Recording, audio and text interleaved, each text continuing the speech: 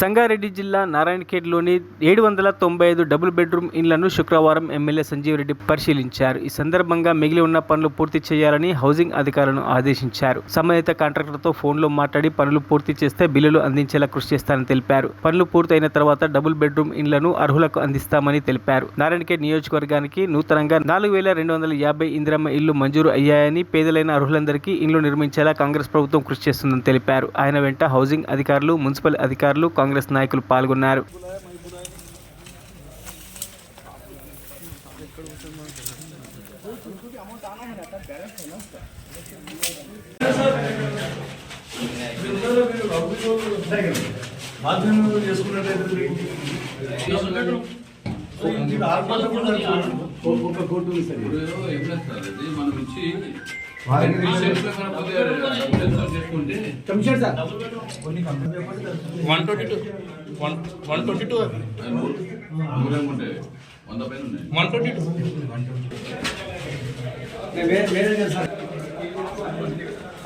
ఈ double bedroom గృహ సముదాయాన్ని visit చేయడం జరిగింది. ఎందుకంటే గత ప్రభుత్వంలో ఇది ఇన్కంప్లీట్గా ఉన్నాయి, కొన్ని కంప్లీట్ అయినాయని చెప్తా ఉన్నారు, కానీ ఎక్కడ చూసినా కూడా దానికి వాటర్ సప్లై కానీ పైప్ లైన్ కానీ ఎక్కడ కూడా లేదు. తర్వాత అలాట్మెంట్ కూడా జరిగిపోయిందని చెప్తా ఉన్నారు, కానీ ఆ లిస్టు పరిశీలించి దాంట్లో అర్హులు ఎవరైతే ఉన్నారో వాళ్ళకు ఉంచి మిగతా అనర్హులకు అందరికీ తీసేసి కొత్తగా బెనిఫిషియరీని సెలెక్ట్ చేయడం జరుగుతూ ఉంది. మా ముఖ్యమంత్రి రేవంత్ రెడ్డి గారు, మా కాంగ్రెస్ ప్రభుత్వం, తర్వాత మా పొంగిరెడ్డి శ్రీనివాస్ రెడ్డి గారు గృహ నిర్మాణ శాఖ మంత్రి వారి ఆదేశాల మేరకు మీకు అందరికీ తెలుసు, ప్రతి గ్రామంలో కూడా ఇందిరమ్మ ఇండ్లను కట్టుకోవడం జరుగుతూ ఉంది. బీదోళ్ళందరూ 3500 ప్లస్ 20% అంటే 4280 ఇండ్లు మన నారాయణఖేడ్ నియోజకవర్గానికి మంజూరు కావడం జరిగింది. దాంట్లో ఫస్ట్ లిస్ట్లో అందరూ అర్హులు ఉన్నారు. ఇల్లు కట్టుకోవడానికి స్థలం ఉండి కట్టుకునేవారు ముందరికి వస్తే వారికి ఇల్లు సెలెక్ట్ బెనిఫిషరీని గుర్తించడం జరిగింది.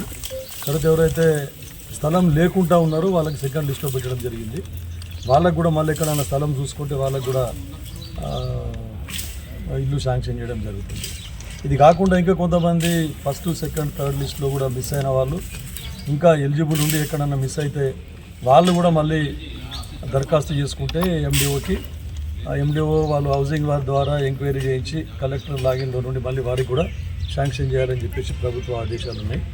అయితే స్పెసిఫికేషన్స్ ప్రకారం ప్రభుత్వం ఏదైతే మాకు ఇచ్చిందో మెజర్మెంట్స్ 60 గజాల లోపట plus 600 square feet, 400 square feet నుండి 600 స్క్వేర్ ఫీట్ల వరకు ఇల్లు కట్టుకునే విధంగా ఇందిరమ్మ ఇండ్లను ఏర్పాటు చేయడం జరిగింది.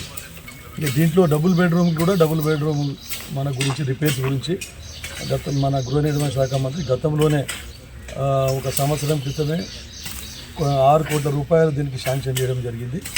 అయితే ఆ కాంట్రాక్టర్కు మరీ రిక్వెస్ట్ చేసి మళ్ళీ కంప్లీట్ చేయమని చెప్పడం జరిగింది. పాత కాంట్రాక్టర్స్కి వారికి జిఎస్టీ ఏదో అప్పటికి ఇప్పటికీ జిఎస్టీ పెరిగింది, మాకు పాత జిఎస్టీ కన్సిడర్ చేయాలని చెప్పేసి వాళ్ళు ముందుకు రాలేదు. వాళ్ళతో కూడా చర్చించి మళ్ళీ వారికి ఇంకా కొన్ని ఇన్ఫ్రాస్ట్రక్చర్ దాంట్లో కూడా వాళ్ళు చేసిన పనికి అప్పుడు డబ్బులు రాలేదు. తర్వాత ఇంకా వేరే వివిధ ఏవైతే మోటార్లు ఉన్నాయో బోర్ మోటార్లు వాళ్ళు వేసిన దానికి కూడా ఇంకా బిల్స్ రికార్డు కాలేదని చెప్పడం జరిగింది. అయినా సరే ఈ ప్రభుత్వం చిత్తశుద్ధితోనే బీదలకు ఇండ్లు కట్టియాలనే ఉద్దేశంతో చిత్తశుద్ధితో పనిచేస్తూ ఉంది. కాబట్టి దీనికి సపరేట్ బడ్జెట్ కూడా కేటాయించడం జరిగింది. ఇక్కడ కూడా దీనికి ఇన్ఫ్రాస్ట్రక్చర్ గురించి 1,60,00,000 రూపాయలు దీనికి కేటాయించడం జరిగింది. దాంట్లో బాగా ఈరోజు చూస్తే అసలు కొన్ని ఇండ్లు అయితే అసలు ఇంకా ఏమి ఇన్కంప్లీట్ ఉన్నాయి, మొత్తం అసలు పైప్ లైన్ సరే కానీ మన ఇది గిలావ్ కూడా చేయలేదు, ప్లాస్టరింగ్ కూడా ఇంకా కంప్లీట్ కాలేదు. తర్వాత కిటికీలు, విండోస్, డోర్స్ కూడా ఫిట్ కాలేదు. అట్లాంటివన్నీ మరి బిల్లు ఎంత మట్టుకు వచ్చింది, ఎంత మట్టుకు పేమెంట్ అయింది వాళ్ళకి, కానీ నాకు ఇక్కడ చెప్తా ఉన్నారు ప్రజలు బిల్లులు రాలేదని చెప్పేసి కాంట్రాక్టర్స్ పెట్టిన మోటార్లు కూడా బోర్లో బిగించిన మోటార్లు కూడా వాపసు తీసుకుపోయిందని చెప్తా ఉన్నారు. వాళ్ళతో మళ్ళీ సంప్రదించి అన్నీ వాపసు తెప్పించి తర్వాత కొంతమంది దొంగలు కూడా ఇక్కడ అన్ని సామాన్ ఎత్తుకపోవడం జరిగింది. అయితే ఇక్కడ కన్వెన్షన్ సెంటర్ ఏదైతే ఉండేనో కన్వెన్షన్ సెంటర్లో మున్సిపాలిటీ ద్వారా ఒక వాచ్మెన్ని డెప్యూట్ చేసి మున్సిపాలిటీ నుంచి జీతం ఇచ్చి రెండు కూడా ఈ డబుల్ బెడ్రూమ్ సముదాయము తర్వాత కన్వెన్షన్ హాల్ కూడా పకడ్బందీగా కాపలా గాయాలని చెప్పేసి చెప్పడం జరిగింది. తర్వాత పోలీస్ డిపార్ట్మెంట్కి కూడా రోజు రాత్రి ఇక్కడ అసాంఘిక కార్యకలాపాలు జరుగుతూ ఉన్నాయని